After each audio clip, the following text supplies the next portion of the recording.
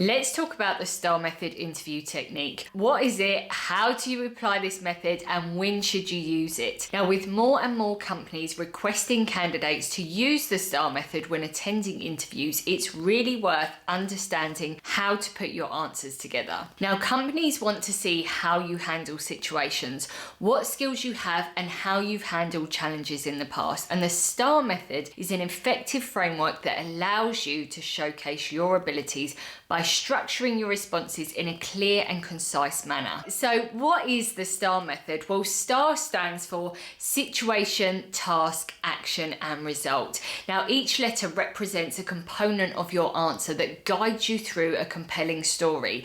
It helps provide context, outline your responsibilities, and highlight your actions, whilst emphasizing the outcomes of your actions. Now, the STAR method is best used to answer behavioral questions. Now, these questions are designed to assess your past behavior in specific situations to predict your future behavior and performance in similar contexts. So for example, an interviewer may ask, can you describe a time when you've had to solve a difficult problem at work? So first up, you want to explain the situation and set the stage by describing the context of the problem that you encountered. And you want this to be specific and concise so that the interviewer can understand the scenario you're about to discuss. So ask yourself, what was the setting or the situation in which the problem occurred? Who was involved in the situation and why was it a difficult problem? Next, you want to explain your role and the specific responsibilities you had in this situation. So focusing on your individual contributions as well as the outcomes you were trying to achieve, and this will be the task. Now, next up, we want to share what action you took. So ask yourself, what steps did you take to understand and analyze the problem? What strategies or methods did you use to address the problem? And did you have to involve others or seek additional resources? This is your chance to highlight your skills, problem-solving abilities, and initiative. And then finally, the result.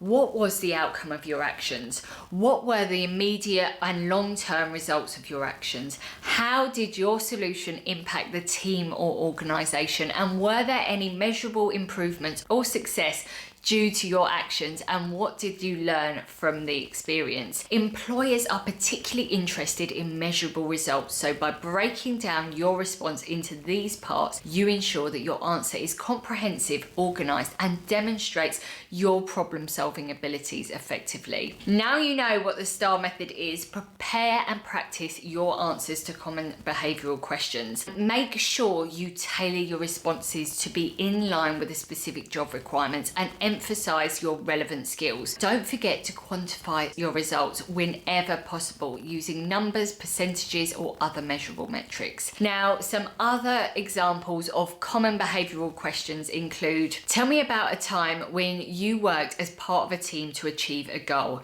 or describe a situation where you had a conflict with a colleague and how you handled it.